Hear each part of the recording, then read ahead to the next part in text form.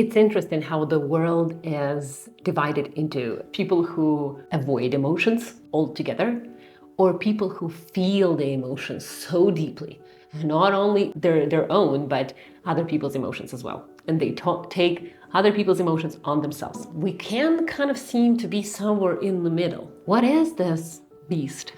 Avoiding emotions. Let's talk about it.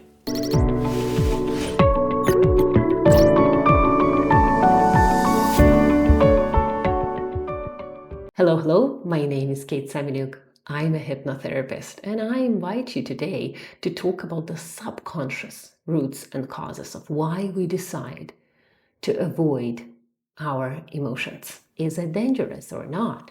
What symptoms are there, and how can you deal with it? And why you probably already do something about it, but don't see significant results. Maybe you've been in therapy for so many sessions and many years, but you don't seem to actually make a breakthrough and actually do things and start doing the things the way you want, start to communicate the way you want, start to build relationship the way you want.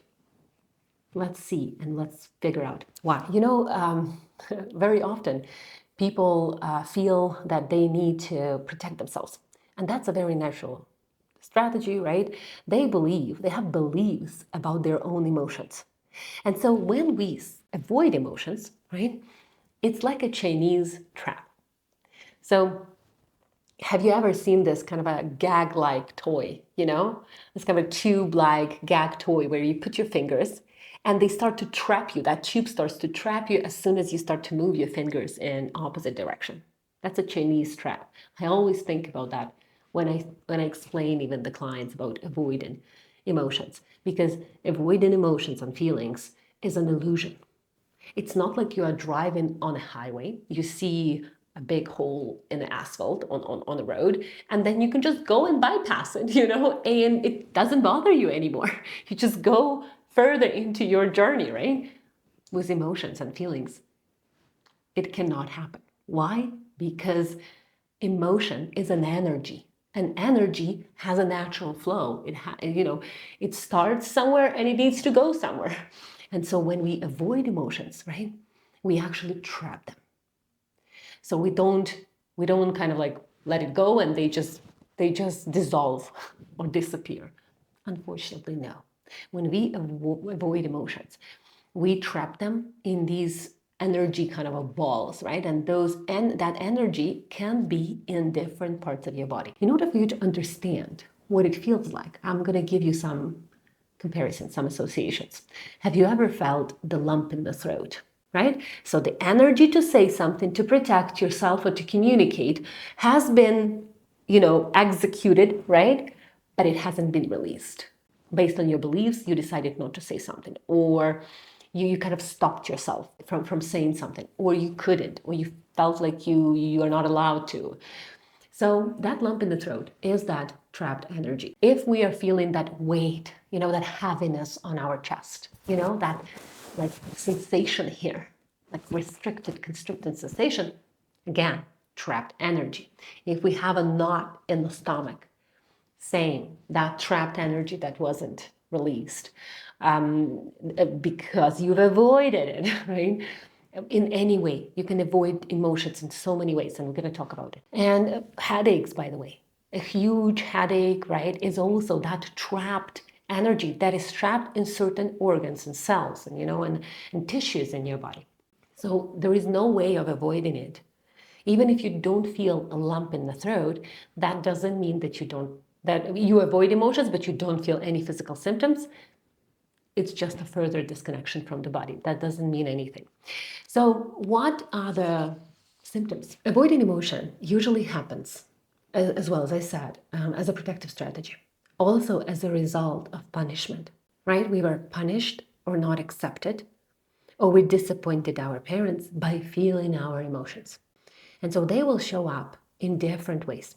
The first way how you can notice that is you feel numb. This inability to share love, right? To receive love, right? You push it away.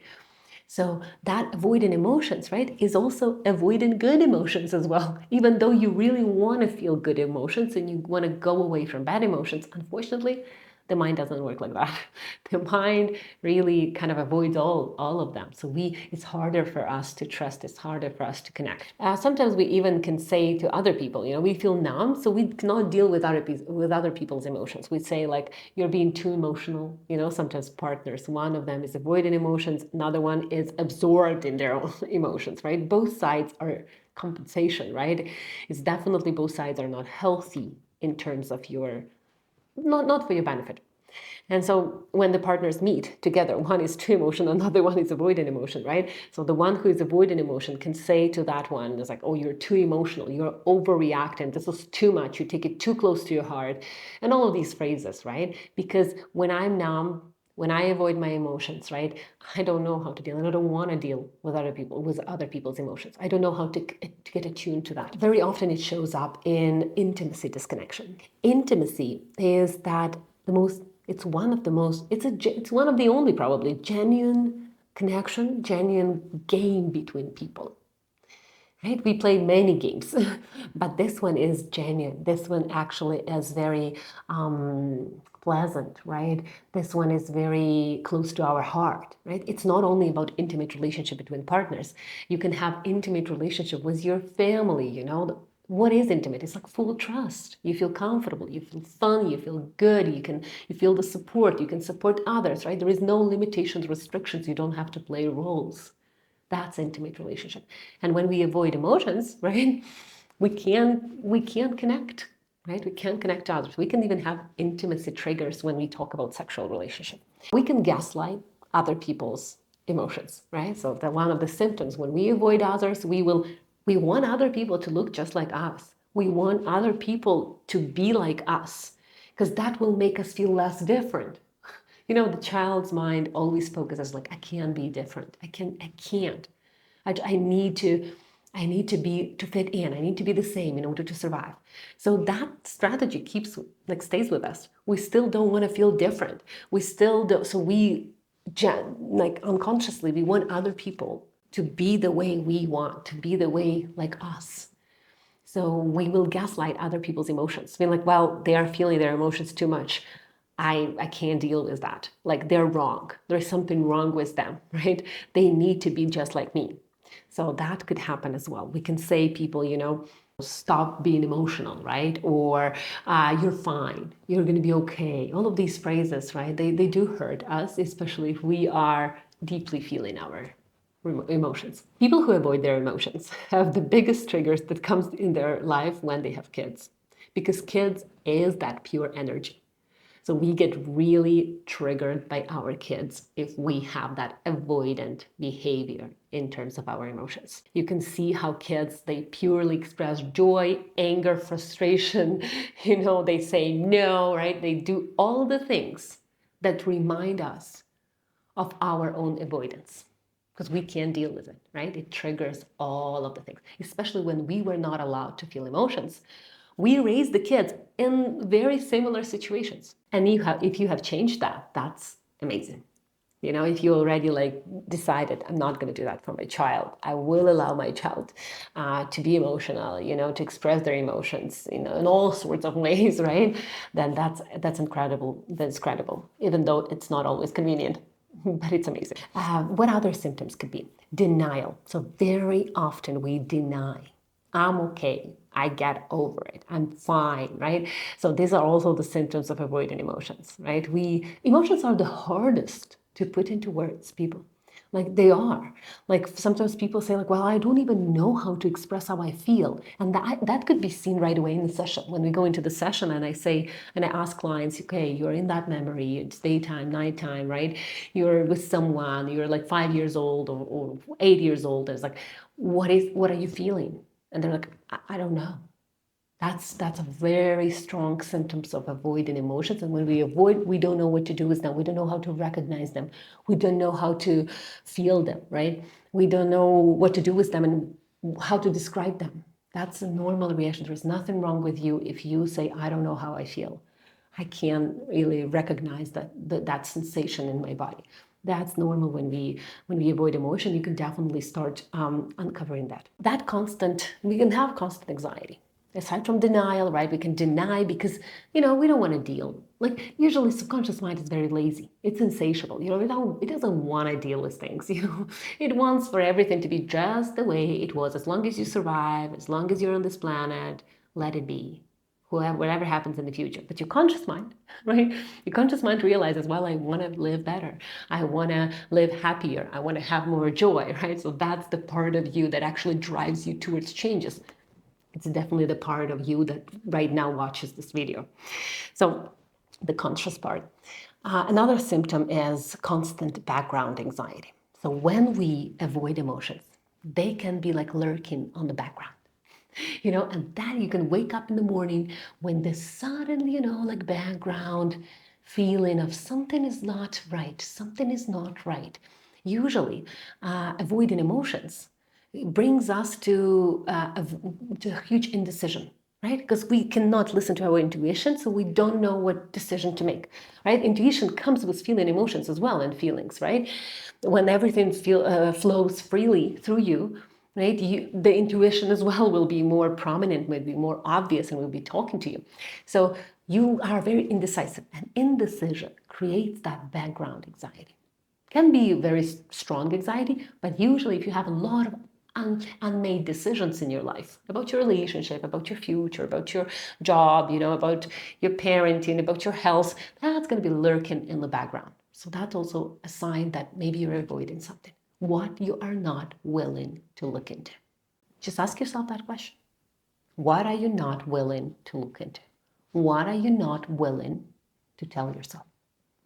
What are you not willing to admit? What is the reality that you're like running away from? So those are really important questions to really get yourself in a quiet state and think about them. Sometimes the symptom of avoiding emotions, overachieving and overworking, right? Like I'm gonna work because that's the only way. It's like I can't go inwards. It's too hard to be with myself. I'm going to just work, distract myself, and maybe it's gonna go away just like that hole on a highway, right? It's not. It's gonna bounce back and it's accumulate. Also, I've noticed some clients with avoiding emotions, right? They are laughing, laughing in a very serious situations, right? When you have this hysterical or ironical or the skeptical laugh, or sometimes people have this kind of when everything is so serious, people have an onset of laughing, right? That's also a protective strategy, right? At some point it helped. And so that's when it happens again. Remember that what you don't know, you cannot resolve, right? So you can resolve an issue if you don't know the root cause. It's as in anything in our planet. Like take the fridge, take your appliances at home. You open the fridge, it doesn't work, it doesn't like freeze or get or keep the food cold. Do you just close it and just go on and wait until the food is spoiled? No. You just talk, like you call it technicians, like, hey, like I'm gonna have problem, like you need to come down and figure it out. The same with our mind. Things just don't go away. If you close the door, they don't go away. They still keep rotting there, just like in our mind, our thoughts, right? They make our mind go crazy. Addressing the root cause is beneficial, it's crucial in finding out. So therapists sometimes offer or give advice, like you need to start feeling safe, to address your emotions. You need to feel safe to express your emotions and feel them. It's different, and it's an amazing advice, right? It's very straightforward. What I found is when you go back to that moment, when you've made that decision that feeling emotion is not safe, or feeling emotion brings more pain, or feeling emotions doesn't help make things worse, right? So that's the decision that you need to go back and change that decision. So that can be done in healing sessions, hypnotherapy, right?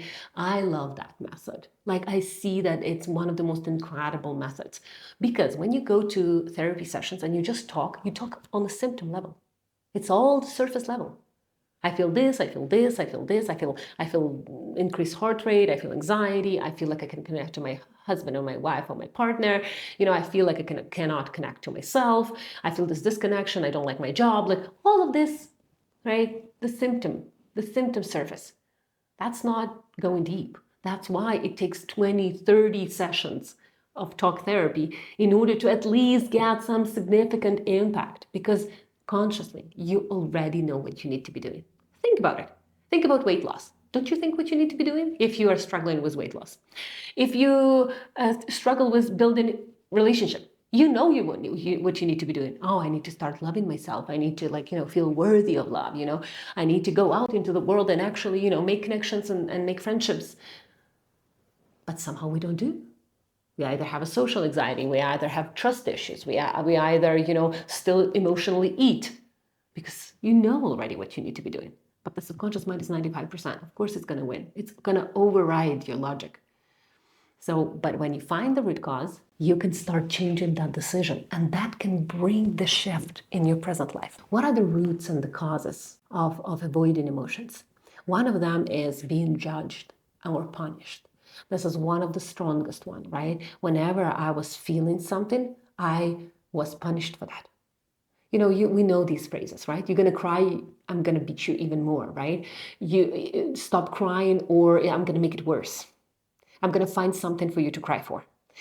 All of these things and phrases, or we were punished physically, emotionally, psychologically for our emotions. When our caregivers gave us silent treatment, the same, right? Avoiding emotions, we realized that, okay, feeling is not safe. When I feel, I'm in more pain. Because naturally, your feelings are not to be scared of.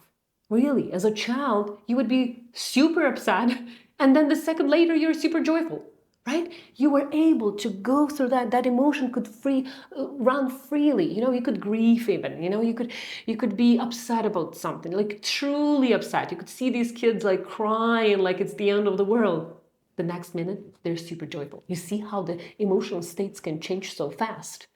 But for us, as we grow up in dysfunctional homes, in traumatic experiences, right? We start to feel that, oh my goodness, feeling emotions is just very painful, because I'm going to get punished for that, or judged, or criticized, or not accepted, or isolated, right? So people sometimes make a connection when they were punished for their emotions, or they're isolated, or they were neglected when they were feeling their emotions. Kids can connect. Feeling emotion means loneliness. And loneliness is like death for a child. Feeling lonely for a child means like a death sentence. That's why we're so triggered right now by the fear of loneliness, right? We might have panic attacks because of that, because the mind realizes it's a life or death situation. So if the mind, in the subconscious mind, connects feeling emotions and loneliness, that's like a poisonous connection, because that can drive our life even when we grow up. We can be adults, we can be very successful, we can be business owners, and we can still have that connection. We can still feel lonely. We can still be afraid of loneliness, even though we have many people around us, and we are absolutely capable of making connections right now. Think about what happened in your childhood. If you're avoiding emotions, at some point it was punished or criticized, or no one did it in your family. No one in your family expressed emotions. That's also possible. You learned that. It's not like there is something wrong with you. You've made the decisions out of the only options that were available. My mom avoids emotion. Everything is swept under the carpet. My dad doesn't express any emotions. They are two avoidant people. Well, I guess that's how the world is. You had no choice. And now you do have a choice. But your subconscious mind still believes you are 8 years old, and still believes that you don't. And so that can bring up problems right now and issues in your life. Another root cause is when there is a social belief. You go into the world and you realize that socially it's unacceptable to get angry. It's unacceptable to express emotions. Men don't cry. You need to be strong. All of these, don't be a whiny kid. Don't be a girl, right? Sometimes, I've noticed that many people, right? Many men, they do They do avoid emotions for that reason, for that social belief, right, that was brought through their dad or through their caregiver. And women as well. Women avoid emotions, right? Not that often as men, but still they do.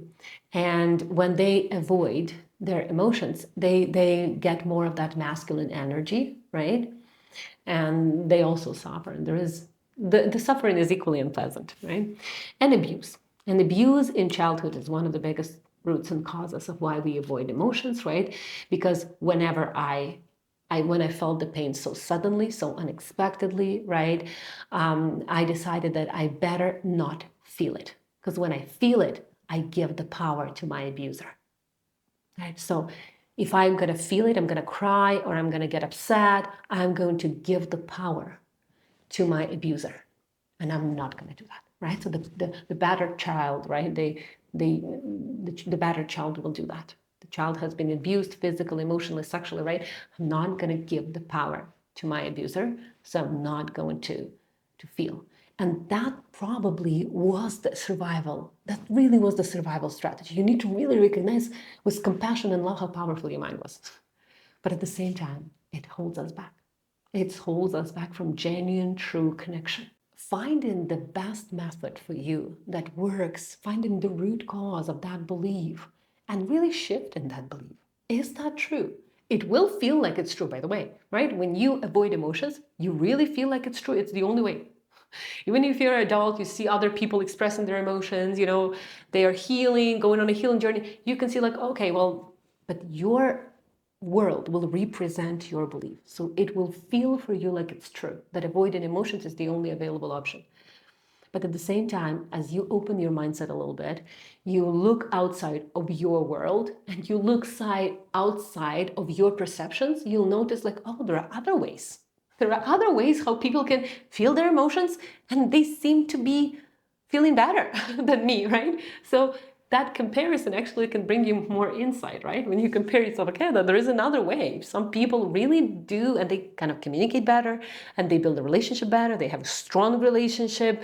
They have more joy and happiness. Maybe I don't know something. And that's when you start your healing journey. So avoidance doesn't make you feel better. It makes you feel better in the short term, but it doesn't make you feel less afraid. That's Brene Brown. That's her phrase, right? And avoidance does make you feel better short term, but it doesn't make you feel less afraid. Right? So it's not going to eliminate the fear of loneliness, the fear of abandonment, the fear of rejection. It's not going to. It's going to bring more of those feelings on, because avoiding emotions is an illusion.